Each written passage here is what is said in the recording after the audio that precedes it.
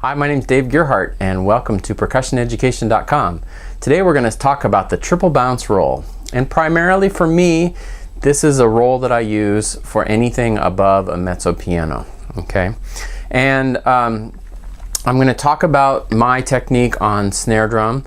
It is an arm stroke for rolls, and it is not the only technique in any of the things that I've been talking about. It's not the only way to teach percussion. It is a way, and it's the way that I have found that works well for me. So that's the way I'm going to talk to you about it. And this is something that my teacher from USC, Eric Forrester, who was one of my mentors as growing up and becoming a percussionist, this is something he showed me and what he learned, and so I'm going to show it to you today. Alright, so the reason I say an arm stroke is if I execute a roll with a wrist stroke, the beginning stroke starts up here, and then the next stroke is going to be a little bit less. So primarily we get that accent or the louder note at the beginning, right? So by using an arm stroke, I eliminate that louder note at the beginning. Now I'm not saying that the last note is as strong as the first note, but it's a lot closer than by using the wrist. Remember, this is a way, not the only way. Okay, so by using that arm stroke, I can now get a closer sound on my three notes on each hand.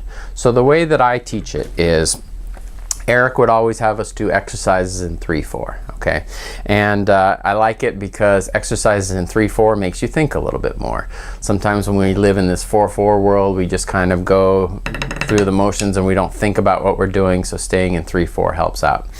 So what I'm doing is, first I am moving my arm and practicing those 3 strokes. And I'm pushing down into the pad, getting 3 strokes, and then rebounding. Everything is still relaxed.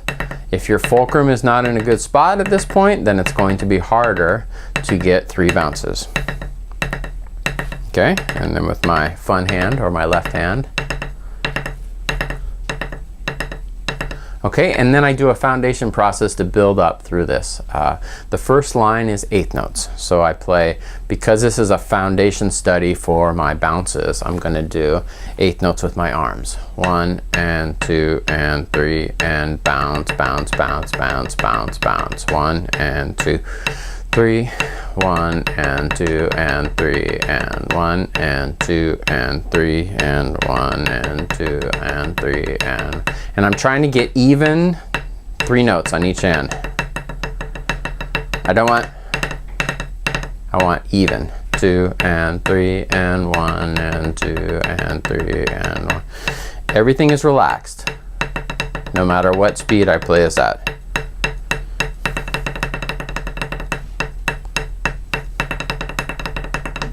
Okay, and then I do triplets. 1, 2, 3, 1, 2, 3, 1, 2, 3, 1, 2, 3, 1, 2, 3, 1, 2, 3, 1, 2, 3, 1, 2, 3. Okay, and so on. The next would be starting at 16th notes. 1, keeping the same quarter note pulse.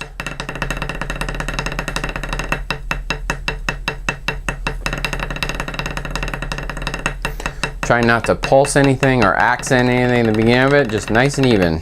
2, 3, 1, 2, 3, 1, 2, 3, 1, 2, 3. Okay, then I do 5s, still keeping the same quarter note.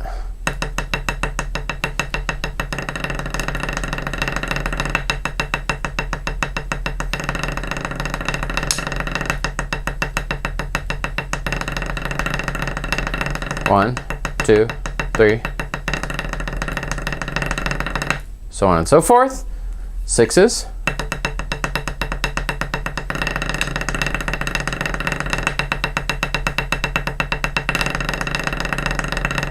One, 2, 3.